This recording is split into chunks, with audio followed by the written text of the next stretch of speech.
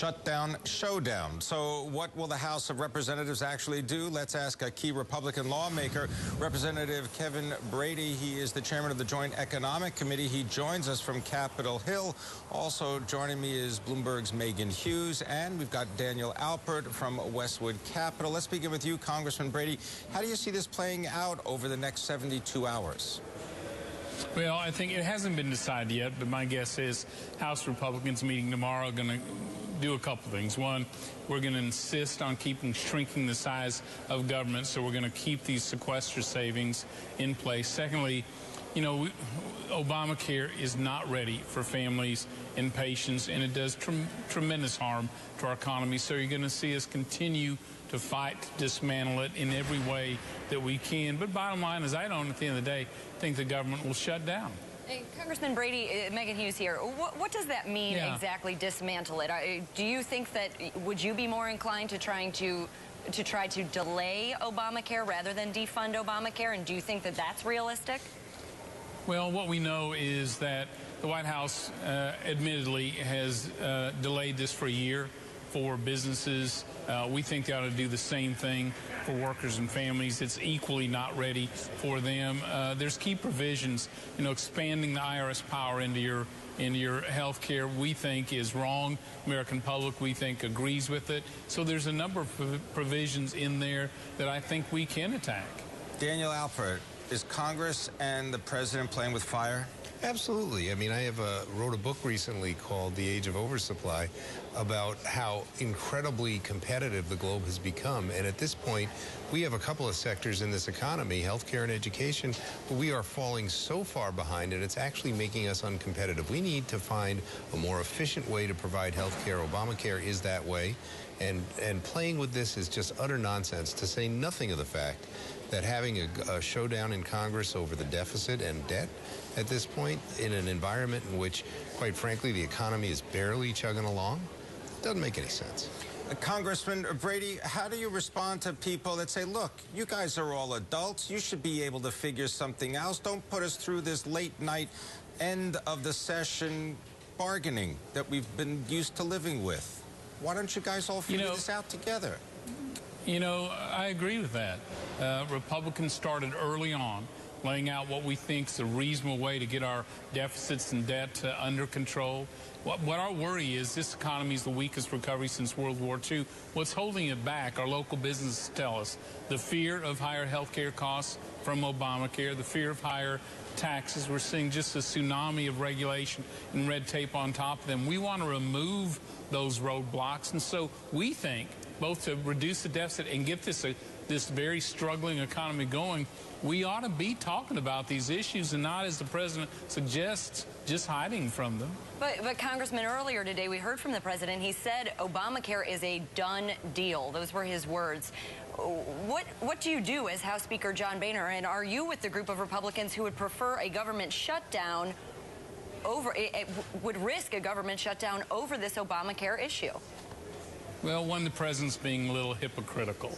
You know, this may be the law of the land, but it may not be the right law for this land. He's never hesitated in fighting voter ID laws, defense of marriage laws, all those things that he believed were wrong. Well, we think this is wrong for America. Bad laws should be stopped. So let's treat us all equally. Secondly, I don't think the government shutting down is a very smart idea. One, it doesn't stop Obamacare. Two, it doesn't save money. And three, for conservatives, giving the president more power to decide who gets paid and who doesn't isn't very smart. Frankly, we don't trust the president with the power he already has. So I think it's smart to work this out, but we also need to get the solution right. You know, Congressman, when I think about it, you make the statement, as do many other Republicans, that people are fearing Obamacare, that they're fearing this new regime. Here's the problem. You yourself just admitted this economy is very, very weak, and I agree with you. Do you think that people out there in the homeland are actually sitting there worrying about a few dollars of health care premiums, or worrying about whether they can sell their products? I mean, right now, we have a situation where demand is so low in this country, and the ability to actually, you know, I'm a businessman. All I care about is my revenue. I want to actually go out and make money. The fact that the government takes some money in taxes and there's a little bit of health care premiums to pay, This is not what's driving me. What's driving me is making sure that this economy grows. You know, our small businesses in Texas may be different. They're not just worried about revenue, they're worried about expenses. And what they've seen under the Affordable Care Act is their health care premiums going up. And as a result, because they fear the uncertainty of this law, they are cutting hours. They are holding back on investing more and building more and growing their business. So this issue really is tied to the economy, I think, in a direct way. Well, Congressman Brady, I mean, why don't you just work with the White House to make the health care reform work better? I mean, why risk a government shutdown? Why create all of this consternation about a possible debt ceiling? Why go through this process? And how does the White House want to make this law better?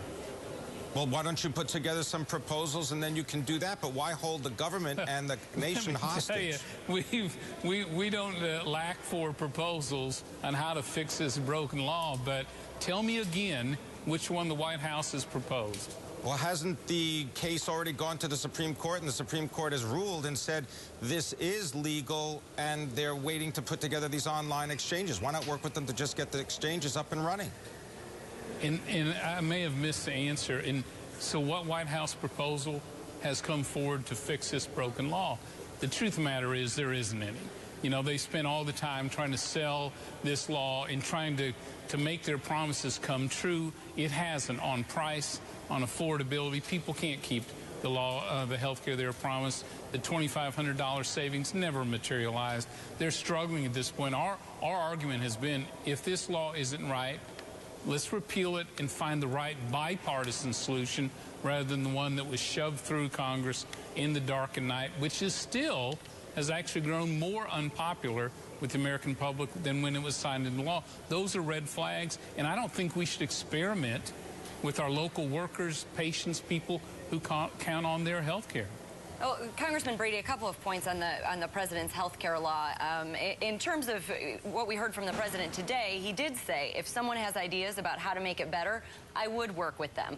You know, whether or not that's sincere, whether or not we're going to see that happen, does the law necessarily need to be repealed? And then secondly, the president also today saying the debt ceiling shouldn't be tied to these things and that this has never happened before.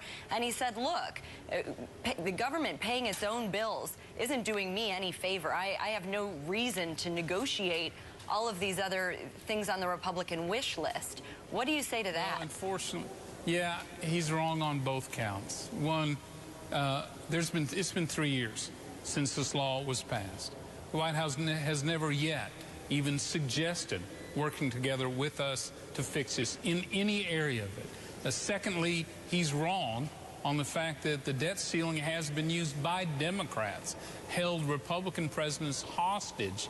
And in the Bush years, President Bush 41, this was exactly the case. The truth of the matter is, we can't just give a blank check to any president to continue to pile up debt. We really do need to change the financial direction of this country. And I'll tell you, Wall Street understands unless we get real solutions to how we save Medicare and Social Security, our long-term financial obligations, which should be part of this discussion, we're in real trouble down the road. I want to thank you very much for joining us. Congressman Kevin Brady joining us, Republican from Washington, D.C. My thanks to Daniel Alpert, and my thanks also to Megan Hughes of Bloomberg, Daniel Alpert of Westwood Capital.